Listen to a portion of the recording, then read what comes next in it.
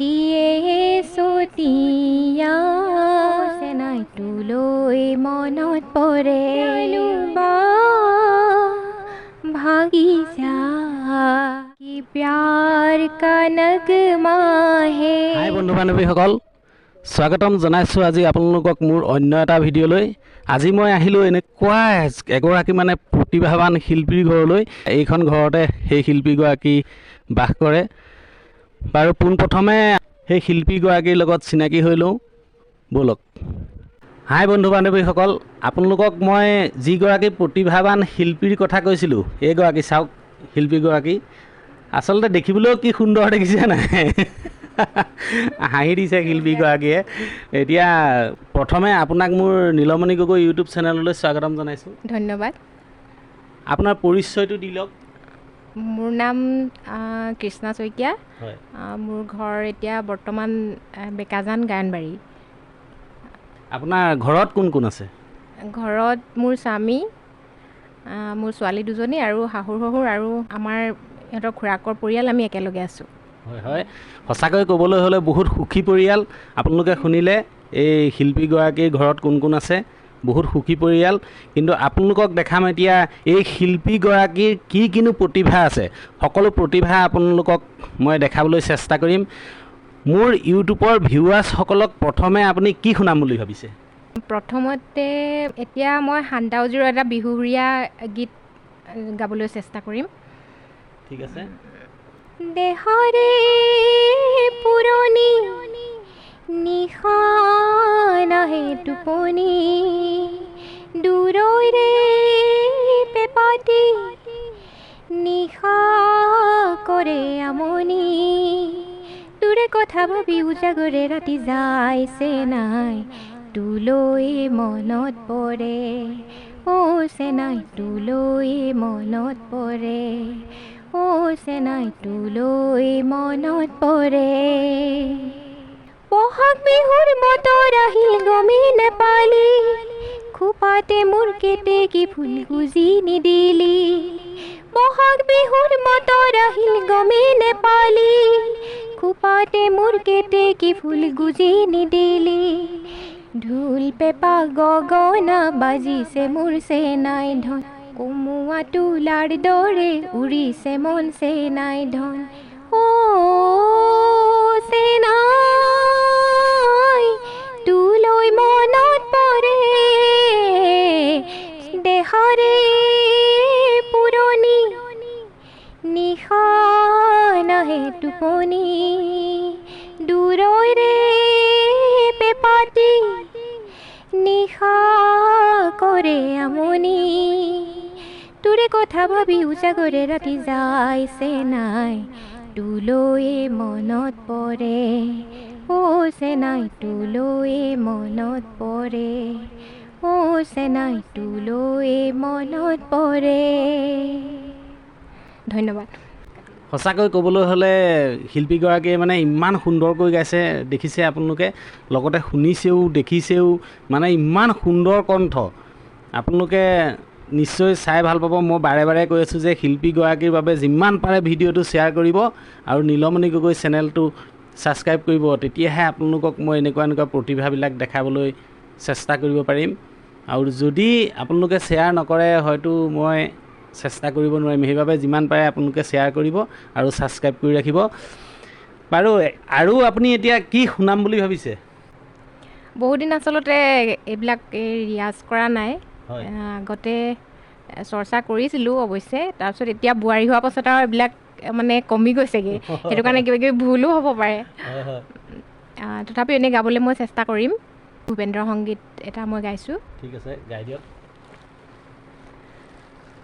অস্ত আকাশৰে সপোন ৰহন হানি,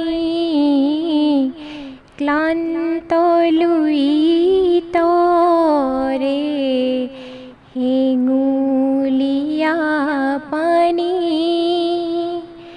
বয়ে যায় বয়ে যায় বয়ে যায়, অস্ত আকাশৰ ৰে সপোন ৰহন হানি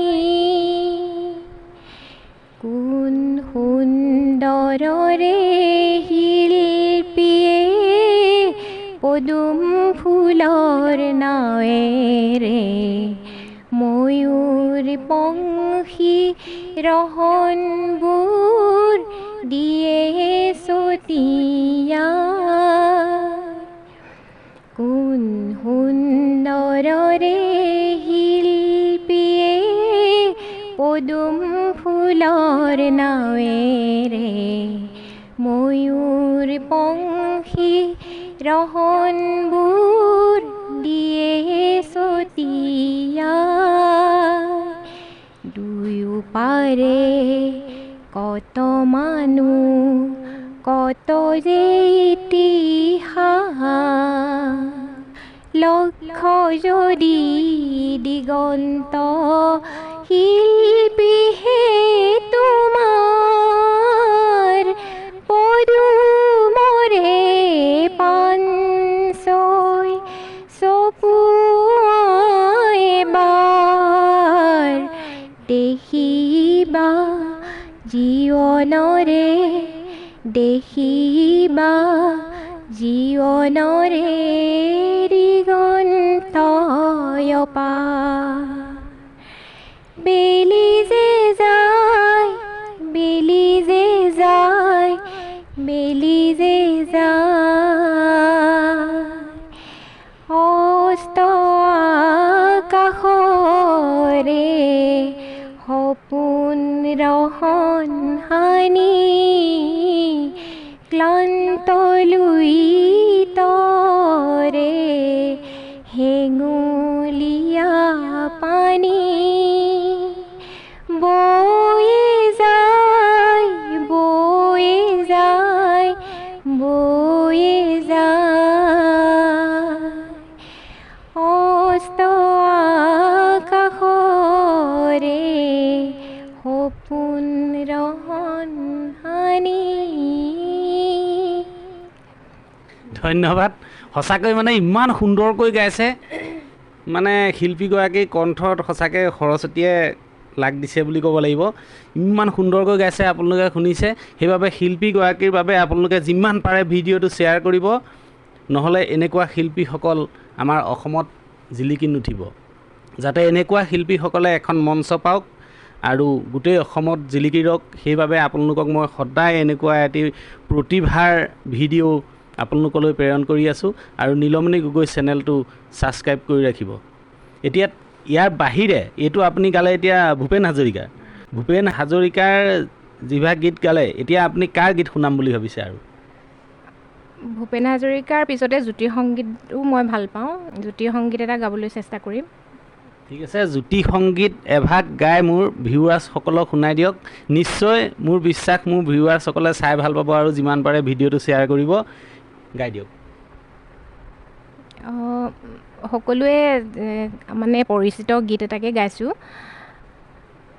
লুইতৰে পানী যাবি অ' বৈ লুইতৰে পানী যাবি অ' বৈ সন্ধিয়া লুইতৰ পানী শুনোৱালি চহৰে নগৰে যাবি অ' বৈ জয়াৰে কীৰ্তি দেশে বিদেশে সাগৰে নগৰে ফুৰিবি কৈ লুইতৰে পানী যাবি অ' বৈ লুইতৰে পানী যাবি অ' বৈ ধন্যবাদ সুন্দৰ সঁচাই একদম সুন্দৰ হৈছে তাৰমানে সঁচাকৈ ক'বলৈ হ'লে এইগৰাকী মোৰ নবৌৱে হয় তাৰমানে আমাৰ বৰ্তাৰ বোৱাৰীয়েক মোৰ নিজৰ নবৌ হয় সঁচাকৈ নবৌ যে ইমান প্ৰতিভা আছিল মই গমেই পোৱা নাছিলোঁ কিন্তু মোক এগৰাকীয়ে ক'লে যে আমাৰ নবৌ বোলে বৰ সুন্দৰ গায় সেইবাবে আজি নবৌক বিচাৰি মই ইয়ালৈ গুচি আহিলোঁ এতিয়া আপুনি এই গীতবিলাক যে শিকিলে আপোনাক কোনে শিকাইছিলে? গীতবিলাক মানে মই শিকোৱা বুলি মই তেনেকৈ ক'তো আনুষ্ঠানিক মোৰ শিক্ষা নাই। ঘৰত মানে এই আগতে মানে এতিয়াও ৰেডিঅ'টো বাৰু এতিয়াও আছে, কিন্তু এতিয়া টিভি চিভি হোৱাৰ কাৰণে আৰু মোবাইল হোৱাৰ কাৰণে মানুহে মানে এতিয়া ৰেডিঅ'টো নুশুনোৱেই। আমি আগতে সৰুতে খুব ৰেডিঅ' শুনিয়ে আচলতে শিকিছিলোঁ। আৰু ক'বলৈ গ'লে আমাৰ ঘৰতে এনেকুৱা এটা পৰিৱেশ আছিলে। তাৰপিছত আমাৰ ওচৰৰে খুৰা এজন আছিলে, মানে আপোনালোকে হয়তো তেওঁক চিনি পাবই। এতিয়া তেওঁ অসুস্থ হৈ আছে, গহীন অন্ধশিল্পী বুলি কয় যে, অন্ধশিল্পী গহীন শইকীয়া। সেয়া আমাৰ মানে ওচৰৰে খুৰা হয়। তেওঁৰ ওচৰতে মানে সৰুতে যি শিকিব লাগে এনেই তেওঁৰ ওচৰতে মানে শিকোঁ। তেওঁ আহে আমাৰ ঘৰলৈ এনেই সৰু সুৰাকৈ য'ত ত'ত এনেই ফাংচন পাতিলে মানে আমাক লৈ যায় গান গাবলৈ। তেতিয়া জ্যোতি সংগীতৰ পাতে, জ্যোতি দিৱস পাতে, ৰাভা দিৱস পাতে, তেতিয়া আমাক লৈ যায়। তেতিয়া তেনেকৈয়ে গান শিকা। আৰু তেনেকৈ মানে আমাৰ গান শিকিবলৈ বুলি অলপ দূৰ হয় যাবলৈ, তেনেকৈ যোৱাও নহ'ল। আৰু আগতে ইমান এনেকুৱা ধৰণৰ মানে সুবিধাও নাছিলে ধৰা। তাৰপিছত সেই তেনেকৈ আৰু শুনি শুনি শিকোঁ, তেনেকেই গাওঁ। মানে খালি ইমান ভাল নহয় আৰু এনেই গাওঁ আৰু। তথাপিতো নিজে শুনি শুনি শিকিছে মানে সেইটো এটা বহুত ভাবিবলগীয়া কথা। কিন্তু এনেই এতিয়া ক'বলৈ গ'লে আপোনাক যেতিয়া গহীন শইকীয়াই আপোনালোকক সৰুতে লৈ যায়, এতিয়া আমি তেখেতকে গুৰু বুলি মানিব লাগিব। কিন্তু সেই গহীন শইকীয়া বৰ্তমান তেওঁ অসুস্থ হৈ আছে বুলি মই গম পাইছোঁ মানে। হয়। এই গহীন শইকীয়া দেৱলৈ মোৰ অশেষ ধন্যবাদ থাকিল, আৰু তেওঁ সোনকালে আৰোগ্য হৈ উঠক সেয়াই মই কামনা কৰিলোঁ। আৰু এতিয়া আপুনি মোৰ ভিউৱাৰ্ছসকলক আৰু কি শুনাম বুলি ভাবিছে? মই কেশৱ মহন্তৰ এটি গীত মোৰ এনেই ভাল লাগে। কোনোবা চিনেমাৰ গীত আছিল নেকি, হয়তো মই মানে অকণমান পাহৰি গৈছোঁ। তাৰে অকণমান গাবলৈ চেষ্টা কৰি দিছোঁ। ঠিক আছে, গাই শুনাওক। কিনো মৰমৰ জৰি কেনেকৈ ৰাখিবি ধৰি, কিনো মৰমৰ জৰি কেনেকৈ ৰাখিবি ধৰি, ইমান যে ঠুনুকা জানো বা ভাগি যায়, কিনো মৰমৰ জৰি, কিনো মৰমৰ জৰি কেনেকৈ ৰাখিবি ধৰি, পদূলিৰে বকুল জুপি বেজাৰতে বাৰু আছেনে উচুপি, আঁকোৱালি ধৰি ৰাখিব নোৱাৰি, ফুলে তাকেৰি গুচি যায়। এই ভাল লগা, এই ভাল পোৱা ফুল ফুলি যেন সৰি যোৱা, এই ভাল লগা, এই ভাল পোৱা ফুল ফুলি যেন সৰি যোৱা। আপোনালৈও মোৰ ফালৰ পৰা অশেষ ধন্যবাদ থাকিল। আপুনি সঁচাকৈ বৰ সুন্দৰকৈ গাই মোৰ ভিউৱাৰ্ছসকলক শুনাইছে। কিন্তু দাদাই আপোনাৰ মানে মালিকে কি কৰে এতিয়া? তেওঁ বৰ্তমান বিশেষ একো হেৰি নাই, তেওঁ ঘৰতে এনেই ব্যৱসায় বাণিজ্য তেনেকৈ কৰে আৰু বিশেষ তেওঁ মানে এনেই চাকৰি বাকৰি নাই। হয়, দাদাজনৰ চাকৰি নাই, তথাপিতো মানে এই আমাৰ নবৌ, মোৰ নিজৰ নবৌ আৰু এই নবৌ মানে আপোনালোকৰ প্ৰতিভাবোৰ দেখিলে। আগতে দেখিছিলোঁ এই নবৌ মানে এখন থিয়েটাৰত আছিলে থিয়েটাৰ আমাৰ বেকা জানুৱাৰী আছিলে, থিয়েটাৰখন নামটো আছিলে মহাৰথী নাট্যগোষ্ঠী। ঠিক আছে, মই আপোনাৰ কণ্ঠত আৰু দুটিমান গীত মোৰ মানে ভিউৱাৰ্ছসকলক শুনাব বিচাৰিছোঁ। আপুনি বৰ সুন্দৰ মানে হিন্দী গান গায়। সুন্দৰ বুলি নক'বা, নহয় মানে সুন্দৰ, এনেই গাওঁ আৰু। ৰ'বা, লতা মংগেশকাৰ খুব ভাল পাওঁ শুনি দেই। তাৰ এনেই এটা গাই দিছোঁ বাৰু। एक प्यार का नगमा है मौजों की रवानी है, एक प्यार का नगमा है। मौजों की रवानी है, जिंदगी और कुछ भी नहीं, तेरी मेरी कहानी है। एक प्यार का नगमा है, कुछ खोकर पाना है, कुछ पाकर खोना है। जीवन का मतलब तो आना और जाना है। एक प्यार का नगमा है। ইমানে ধন্যবাদ। হয় হয়, তাৰমানে বহুত দিন হ'ল আপুনি এইবিলাক চৰ্চা কৰা মানে চৰ্চা কৰা নাই, তুমি হঠাতে আহি ওলাইছাহি। ময়ো সেই হঠাতে ওলাই দিলোহি, সেইটো কাৰণে মানে নবৌ মানে এই শিল্পীগৰাকীয়ে পাহৰি গৈছোঁ, মানে বহুত পাহৰি গৈছোঁ। তাকে তোমাক কৈছোঁৱে আৰু এতিয়া মানে হেৰি ঘৰ সংসাৰত ব্যস্ত হৈছোঁ, সেইটো কাৰণে মানে এইবিলাক পাহৰিয়ে গৈছোঁগৈ। কিন্তু আপুনি যেতিয়া আমাৰ বেকাজানত মহাৰথী থিয়েটাৰখনত আপুনি যেতিয়া অভিনয় কৰিবলৈ আহিছিল, অভিনয় কৰিবলৈ আহোঁতে তেতিয়া আপুনিও অলপ সৰু আছিল, ময়ো সৰু আছিলোঁ, মানে মোৰ অলপ অলপ মনত আছে। আপুনি তেতিয়া এটা গুণগুণাই থকা মোৰ মানে বৰগীত আপুনি এনেই গুণগুণাই থকা শুনিছিলোঁ, সেই বৰগীত ভাগ মনত আছে নেকি? বৰগীত গাওঁ, মানে বৰগীত এতিয়া মই শংকৰদেৱৰ বৰগীত এটিকে গাই দিছোঁ বাৰু, অকণমান গাবলৈ চেষ্টাহে কৰিছোঁ দেই, মই আকৌ পাহৰিয়ে যাওঁ। ঠিক আছে। পাৱে পৰি হৰি কৰোঁ কাতৰি, প্ৰাণ ৰাখবি মোৰ। পাৱে পৰি হৰি কৰোঁ কাতৰি,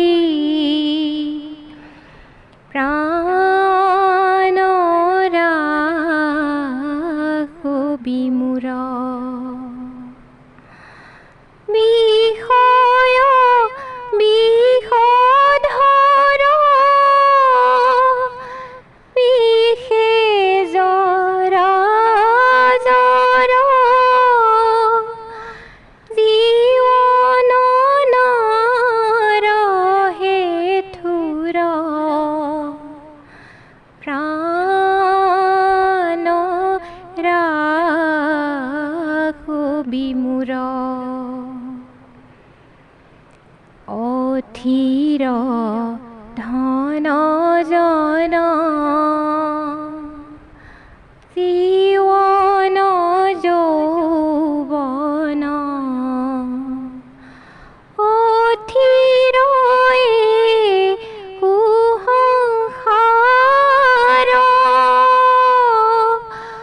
পুত্ৰ পৰিবাৰ হবহি অসাৰ,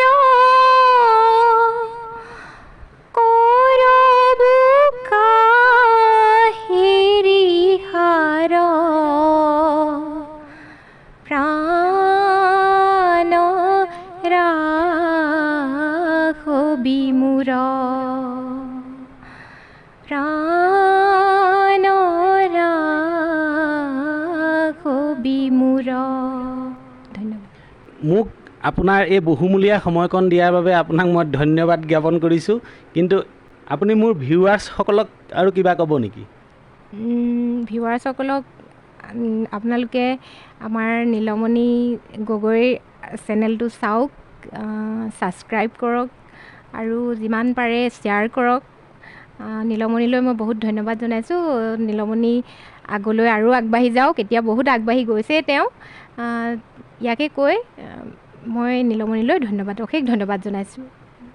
বাৰু আজিলৈ ভিডিঅ'টো আমি ইমানতে সামৰণি মাৰিছোঁ আৰু নেক্সট ভিডিঅ' চাবৰ বাবে নীলমণি গগৈ চেনেলটো ছাবস্ক্ৰাইব কৰিব নাপাহৰিব। ধন্যবাদ।